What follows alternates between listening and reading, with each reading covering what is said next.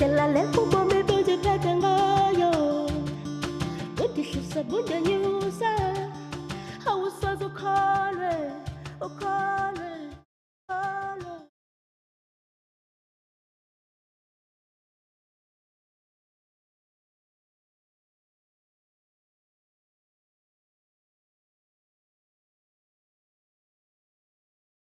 Babz. All right. I was waiting for the other music, but we good. Good morning. Welcome to the second hour of LoveBabz, LoveTalk. I'm Babz Rawls-Ivy. It is lovely to see y'all. It's lovely to see you. Oh, I'm so excited. I'm so excited to talk about this because, you know, Parable of the Sower is my favorite book. I said it in the first hour of the show, dystopian stuff is not my thing. Although I will watch dystopian movies, but reading dystopian stuff is not my thing. But Parable of the Sower changed that for me. And I'm so delighted to know that this is the big city read. So talk to me about what it means to have a book become the big city read first, and then we'll talk about Parable. But it's nice to have y'all. The New Haven Free Public Library. Sean McAlister from the Arts and Ideas Festival. Gina, where are you from? I'm also from the library. Yes, the library. See, look, I love all the library people because libraries right now are saving grace. Have always been saving grace, but bigger saving grace now, where some parts of the country are banning books like they're crazy, and librarians are trying to do double duty and hold it down for us. But talk to me about what is the premise for the big city read? Am I calling it the right thing? Hey, Ife, thanks for joining us. Ife Gardine from the Elm City Lit Fest. So this is going to be a great discussion. So talk to me about what the citywide read is. I don't know why I'm saying big city. New Haven is not a big city. It's the greatest small city in the country. It's called One City, One Read. Yes, One City, One Read. One City, One Read. I love it. It's a 4-word title. One City, One Read. Years ago, we used to have something called The Big Read. That's how I got it all twisted up. I added that and this and put it together. Okay. Yeah. So I love the fact that they chose Parable of the Sower because amazingly, a lot of people still didn't know about it. Really? I'm talking to patrons and I'm going, hey, do you know about One City, One Read? The whole city is reading Parable of the Sower. And they're going, what's that? So it gives us a chance to really put another book in a person's hand. And that's why we're here. And I just feel like right now, we're being attacked. School libraries were being attacked, and now they're trying to attack us. So every chance we get to put a book in somebody's hand without getting arrested for it is a good thing. I tell you what, if the Republicans read this book, they probably arrest us for this one too. For sure. but they ain't got around to this one yet because they don't understand. So all right, so this book is chosen. The Arts and Ideas is bringing Parable the Sower opera to New Haven as part of the Arts and Ideas world. Sean, tell me a little bit about that, and then we'll all tie it all together. So the opera, in conjunction with the Yale Schwartzman Center, we are so excited to bring Parable of the Sower to the Schubert. It'll be happening June 21st and June 22nd. Everything will go on sale April 29th. And if you all are around, please come to the festival's launch party at Gateway. We have links everywhere. If you just go on our website, it's the first thing there. This is the best way to tie this book together. There's been wonderful programming going across the city everywhere. The library has been top notch. The library has been top notch. We have wonderful partners throughout the city. The New Haven public school system has been great in getting the book out, and we have different versions of the book out. So we have the graphic novel out. We have Star Child, which is about Octavia Butler's life, out. And we feel like this opera will expose folks to a different form of an opera. I think people have a traditional idea of it. Babz, you've seen the opera. So yes, I have. It's one of my favorite things, changed my life. And that's what we're trying to do. We want people to come to the opera and have their life changed, have this transformative experience. Like read the book and then come see the show and then kind of see how it's full circle together and then take that and then take those experiences and want to do some sort of change, that want to do something, whether it's a spark, you know, lighted in your spirit or your consciousness, something. We want you to take something away because this One City, One Read, which used to be the big read, is so special. We've had several wonderful books, but this one is just so timely. Like it's on the money in a very spooky way. Mm-hmm. I love it. And Tashi Reagan, who is the daughter of Bernice Reagan, who is one of the founders of Sweet Honey in the Rock, Tashi Reagan has taken on creating this opera and touring it around the world. She is a prolific musician, songwriter, singer in her own right. And so she is heavily connected as, I guess, the producer, director, one of the things to this particular opera. And she will be in our presence when we all get to participate and experience Parable, the opera. Yes, ma'am. So Toshi wrote the opera several years ago. We had a salon with Eric Ting, and Eric Ting kind of told the story. He's the director of it. Mm-hmm. That she had a residency at Princeton or something of that nature, and they had wrote it for like a class. And then from there, it kind of sparked off and jumped off. So now there's Parable DC, there's Parable LA, there's Parable Detroit, I want to say. I know she's going to be at Wesleyan as well. She's backed up because COVID kind of stopped a lot of her shows. So now she's everywhere just doing the opera. But when she comes to a city, she also does something called a Parable Path. Yes. And you've gathered some folks across this city to sort of create the Parable Path, walk the Parable Path, and expand the Parable Path. Can y'all talk a little bit about that? Because I've been privy to some of those conversations and meetings. And it is a wonderful thing to sort of behold, to bring the New Haven Free Public Library along with community folks, with, you know, not just your run-of-the-mill community activists, but everyday ordinary people coming together to sort of share in the reading of this book and the commitment to bringing Parable, the opera, here, tying it all together. Does anybody want to jump in and talk a little bit about that experience, the Parable Path? You know, if I can say one thing about this book and building community and seeing a thing build community and people come around something, that's what I've been taking from the Parable Path. And really what I'm seeing, this book, unlike any other book that I've ever seen in a community read, has brought so many people together. I have yet to hear somebody not like this book, not have something to say about it, not have an opinion about what needs to be done in our own community about it. And so that's what it's a powerful feeling. I haven't felt like this with a library program or a community program in a long time on this level, but that's my take on it.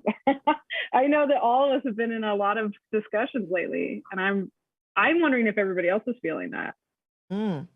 Ife, tell me about Octavia Butler and this particular book. What is this book about? This book is about a community that is crashing, a society that's crashing around it, and then someone who is coming out of the crash and has to literally escape, if you may, and survive. And still is so used to having community. They build community along the way. And it's a diverse community. And the things that there are things that you have, that it reflects on life and the way you have to sometimes make a tragic decision, if you may, for the betterment of the whole. It's very poignant and relevant to a lot of ills of society and so many things, like the drug issue. Oh my God. Like there's people that cause fires as they on drugs. They like them pyro, that they like to see fire, and they're out of hand. And then there's the government, right? That is dictating, is like is setting precedents, but not setting precedents. So people are pretty much doing what they want to do. They're doing what they want to do. Yes. You know, the thing I feel like is sort of unfortunate is that the dogs and cats, the animals, the domesticated animals that people have become wild and out of control. So it's very exciting. I'm looking forward to the conversations. I have two at two different libraries, I think. Right, Gina? Oh yeah, we'll take you at our libraries anytime to talk about books, Aoife. So is it Marian? Yes, it's Marian. So Marian, talk to me more about this book and why it's so important. I know why it's important because it, I mean, it's way ahead of its time. It's dystopian in its reach. But Octavia Butler it was very visionary. And what we're seeing, this book is so timely for the world we are in now. I thought it was timely when I read it 20 years ago. I thought it was timely at the time that I read it 20 years ago. And here I am 20 years later rereading this book, and it feels very right now. Speak to that a little bit, if you will. Well, Octavia Butler wrote the book in 1993. And at that time, there was a person running for president in this story, and his motto was "Make America Great Again." Okay. So I'm thinking either she had a crystal ball or the handwriting was already on the wall. Right. The climate is decimated. Okay. There's parts of the country that don't exist anymore because of climate change. The young lady who is the person who comes out of the catastrophe, she's like 15, 16 years old. Her name is Lauren Olamina. And she becomes a leader of a group of people, and they travel on foot from Southern California to Northern California. And if you've been out there, you know that's a long, long way. That's a hike. Yeah, that's a hike. And she also has something called hyper empathy, and that makes her be able to feel anybody's pain or pleasure. Like at one point, they had to shoot a wild dog because the animals had become wild and they were attacking people. She felt the pain of the dog dying. That was, and the writing is like you're right there, like you're feeling the pain. She also meets a companion, which is very interesting. I think Octavia Butler gave us a whole life. Lauren's not a perfect girl. Her family is not a perfect family. I think she just gave us a glimpse of real life. Mm-hmm. And this group of people, they travel. It's funny because it's categorized as a sci-fi novel, but to me, it's more like a realistic novel. There is a sci-fi element where Lauren has the vision that the Earth is almost gone. So the new society is going to have to live among the stars. So she founds a religion, and the religion is called Earthseed. And she actually writes a whole Bible, and it's all for the next level of living, which is going to be living in space. So if you took away the space element and you took away the hyper empathy element, the rest is 100% realism. And what's interesting, we don't even have to take away the space element because now we're starting to sort of see, these billionaires take these trips and wanting regular, ordinary people to take these trips to space, right? So I think that's the beginning of sort of opening up that whole, what used to be out of reach for everyday people is becoming closer and closer to us. So this story is really becoming its own prophecy. I feel. I felt this in the night when I first read the book. I feel it even more so now, particularly the way that employment is going, big box stores, stores that do all the things, right? Like we've seen the phenomena of that in our lifetimes, the Walmarts and the Targets that sell everything that you can imagine, and so she just takes it one step further with it becoming, not just an outpost, but like its own universe, these places.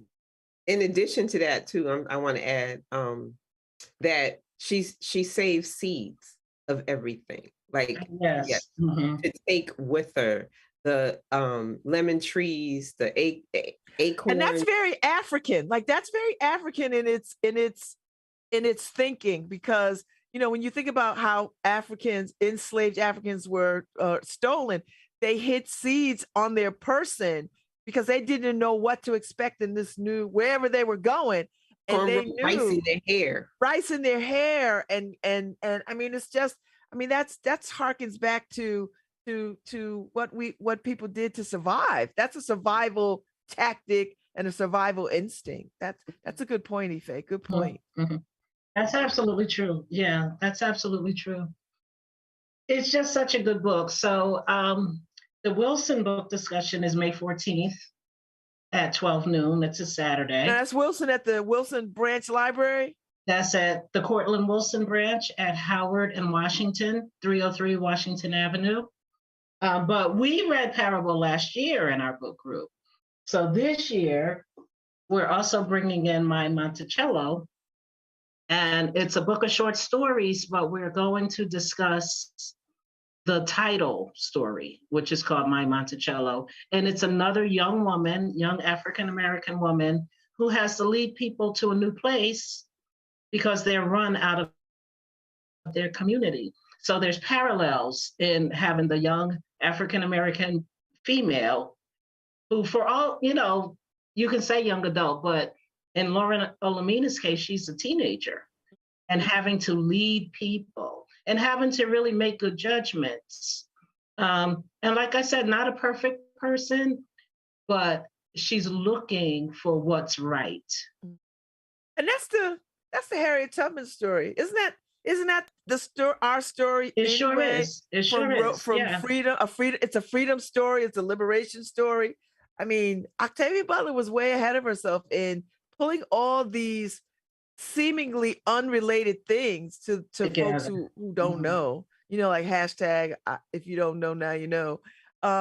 Pulling all these things together in a way that when we start to unpack it, we start to see all the connections. I don't think you make the connection when you first.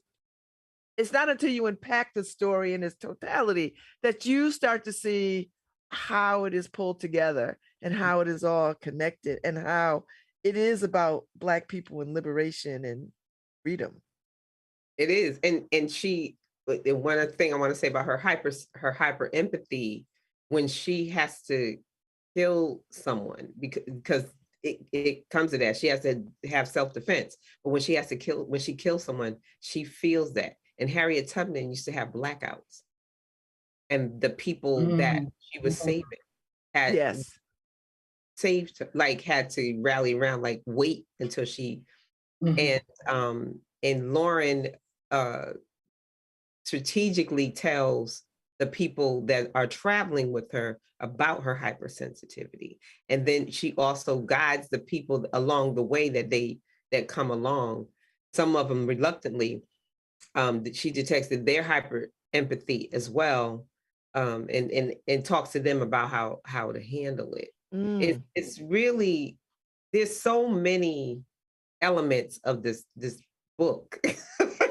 No, you're absolutely right. That's what I mean. And when you take it in its totality and unpack it, you really see the greatness and brilliance of Octavia Butler's mind around telling a story that has so many parts and is historical in its execution. Sha, talk about the excitement of Parable in relationship to this book, in relationship to this city. How are y'all getting prepared for this? How is the Arts and Ideas Festival getting prepared for this story? So I will say we've been getting prepared for some time with it. Like a theme that comes up when I think about getting ready for this is something that Lauren really perpetuates in the book, staying ready so that you don't have to get ready. Within the book, we see Lauren just kind of peeping like, I don't think this wall is going to last. I think I should get bag together. I think that we should get a plan together.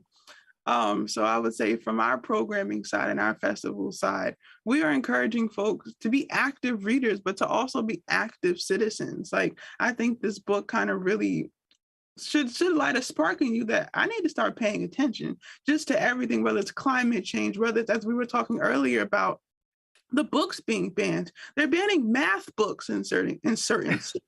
Like, some things you just can't be passive about. Everything on the internet isn't funny. Everything shouldn't be put into a meme. These are issues. These are plights that need to be addressed. So when we talk about election years on a local level, on a higher level, just being involved on who's on your superintendent board, who's on your education board, who are your alders?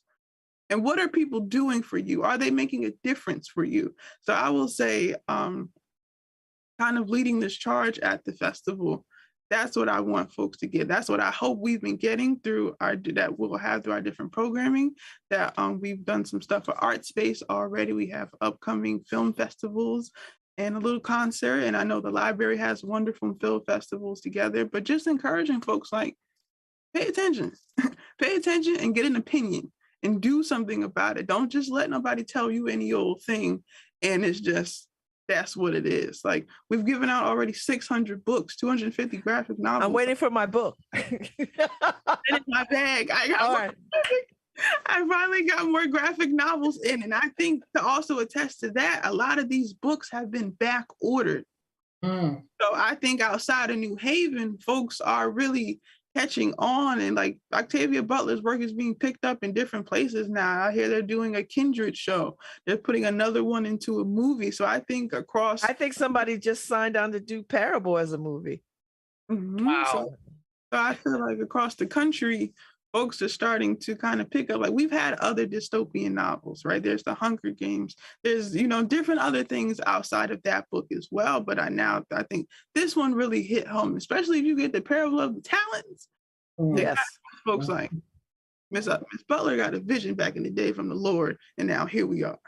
So Marian and Gina, talk to me about, how do you continue the conversation long after the One City Read goes on to the next read? How do you satisfy the desire for more of this kind of illuminating dystopian fiction? Well, I think I'm gonna just do a shout out to Marian. I've worked with a lot of different librarians, and there's like a special niche librarian that is the Reader's Advisory. Marian Huggins is the librarian that librarians get book suggestions from. I'm going to tell you, I routinely go to Marian for that next step. She's phenomenal with that. So the other thing that we've got going on that I think I'm excited about is when people realize that they're reading a genre maybe that they didn't know they liked. So I'm not kind of a dystopian leaning, but this experience also opened my eyes to things, and that's a magical thing for us to be able to do for folks. So, for instance, on the 19th of May, we've got a local science fiction award-winning author, Tochi Onyebuchi, is coming to talk about his novel, Goliath, that just came out, that's set in a future New Haven. And so having that be part of it, I know I'm seeing. I think he was on Paul Bass's show a couple of weeks ago. All right. Yeah. And so those experiences, finding those people coming to our spaces, being part of these events and talking to them about what they're seeing, what they're needing, and then being able to connect those dots into, this is important now, and these issues are important to our community. So having that conversation of, well, how do we avoid becoming that story in the future? How do we work together to solve those problems in our own community? And I think that really speaks to what Shaw said too. You've got to be involved. You've got to be at the table to make sure you know what's going on. So Mary, should we be afraid? I think that we should be hopeful. I think that we should be active and we should be hopeful, because one of the things that happens in Lauren's Earthseed Religion, she talks about shaping God. And I grew up in holiness Pentecostal church. So shaping God to me is a real foreign concept. God is God. You don't shape God. But when you think about the fact that we've all divided into Catholic and this and that and that. You know, we have shaped God. All of us believe the thing that suits us. So when you think about shaping God and you think about our free will, we have the will and we're equipped intellectually to work towards a better world. And, you know, sometimes you feel like, oh, it's hopeless. I can't do anything about this. But, you know, if people had thought that before they made the COVID vaccine, we wouldn't have had it.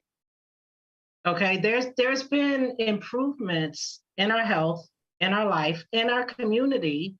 You know, we can't just focus on the bad. You have to know that you personally are doing your part that is the good.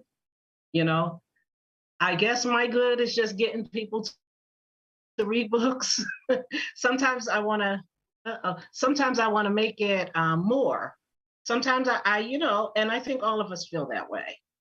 It's like, how can I turn this into something else? How can this feed people? How can this, but this is the part that I've been given to do right now. Right. And with Lauren she created her own Bible, if you will, based on the Bible, because her father was a minister and she knew the Bible very well. But when instead of trying to force these people into this, she's like, listen, I'll teach you how to read, because people didn't know how to read that thing. And then and she said, I will teach you how to read. And when you read this, and she started reading pieces of it. And when they questioned it, and she was like, take it for however you perceive it. She wasn't forcing it on anybody. One of the other issues I want to bring up too is the police relationship. Like, we talk about defunding the police, and literally you had to pay the police to do anything in this book, everything.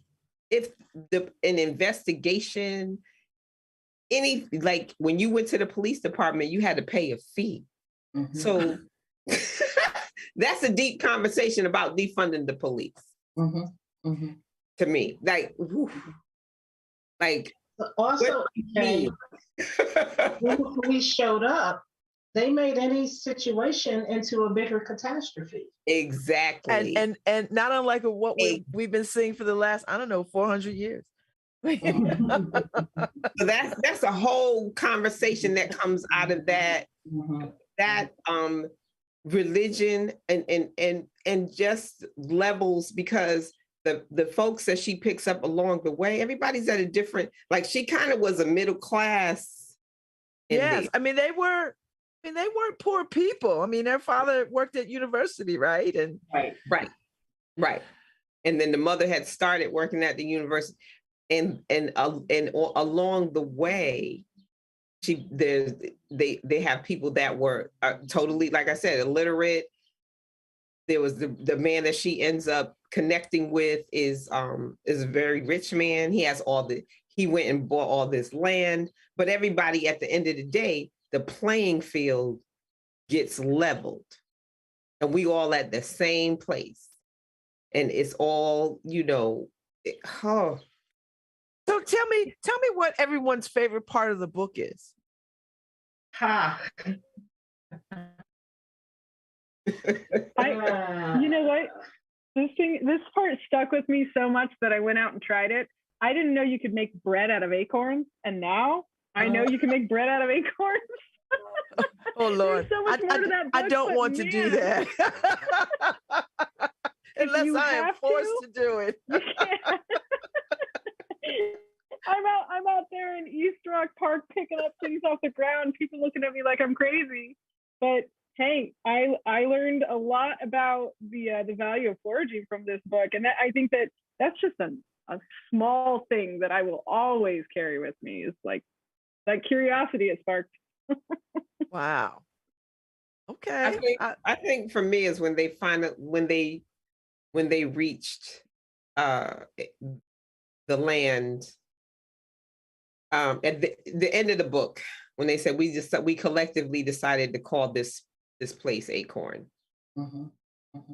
So now I I read Parable of the Sower, but I didn't do the series. So I want to now get.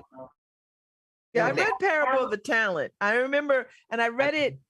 I didn't love it as much as I love Parable of the Sower because it just, I was still in that.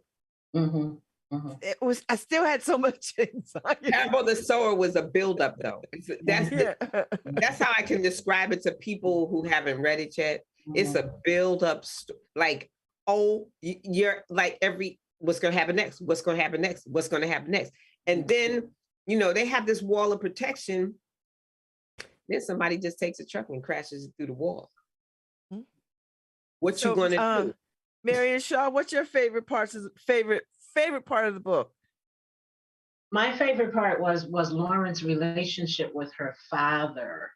You got to remember, the mother was her stepmother because her real mother had died because of drug use, right? And that drug use is what caused Lauren to have the hyper empathy. I think that her father, and you know, there was a little hint that the stepmother favored her own kids more, which is natural. You know, everything that Octavia wrote is natural. She wrote about natural human weaknesses.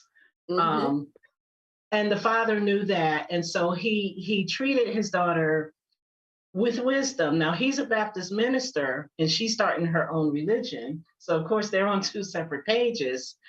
And she wants, which is often how we are with our parents. Yes. And not only does she want to gather up all the stuff to get ready to leave, she wants to tell people, look, we're going to have to get out of this walled city because one day that wall is going to break down. We have to be ready. But the people don't want to hear that, right? And her father gives her this great advice that's like, look, what you're saying is going to happen might really happen, but don't make the people panic. Like, I enjoyed his personality. I did. I enjoyed his fatherly advice. I enjoyed their relationship with each other. It was just the saddest thing to me when what happened. But what about you, Shah? For me, oddly enough, it was the night the wall broke, because the level of courage that she had to enact and really had to have a lot of faith and really just use her adrenaline, not to panic, but to really just keep going and to do everything that she said she needed to do. Like, she definitely looked for her family in that time, but she was making decisions in an instant, but she was still evaluating everything as she was going. So to just think about being in that position and having to do this, like, it's hit the fan, like, it's going down. So that really just showed me a lot of courage, a lot of, like, you got to stay ready so you don't got to get.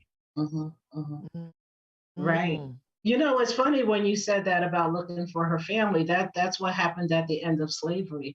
The first thing that people wanted to do was go look for their family members who had been sold off.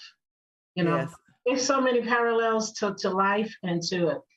Octavia was incredible. She was prolific in ways that we haven't even begun to sort of understand her mind and the way that she built story after story around centering Black people to the future in a way that no one else has. So I so appreciate y'all coming on this morning to talk about One City, One Read and Parable as the book of choice of the moment. It, as I said, is my favorite. Giving it out for free, so you don't even have to have a library card. You can just. I know. I'm waiting for Shaw to bring my daggone book. I mean, I have it, but I want that one with this beautiful cover. Right. Because there's a bunch around the world with different covers, and I have like the earliest one, but I want that one with the color. So I'm gonna leave you with one of my favorite quotes, and then we'll just say goodbye because I appreciate y'all so much, and I want people to Thursday make their way to the Prospect Public Library, the joint book club that's coming up April 28th. I believe Marian said at the Wilson Library in the Hill is having their conversation. May 14th. May 14th. So you should go and have that, be a part of that. So create no images of God, except the images that God has provided. They are everywhere in everything. God is change. Sea to tree, tree to forest, rain to river, river to sea. Grubs to bees, bees to swarm, from one, many, from many, one. Forever uniting, growing, dissolving, forever changing. The universe is God's self-portrait. Octavia E. Butler, Parable of the Sower, Earth Seed number 1. Thank you all so much. Thank you, Babz. Thank you. And I enjoyed this. I'm you. going to be so hyped up for this. Let me tell you. I saw the opera and it has changed my life. I can still hear them singing in my head. So you are in, if you've never seen it, you're in for a real treat. It will change you. Thank y'all. I will see y'all in these literary streets. Bye, everybody. Thank you, Harry. I'll be back tomorrow. I don't know who I'm talking to, but I'll be back.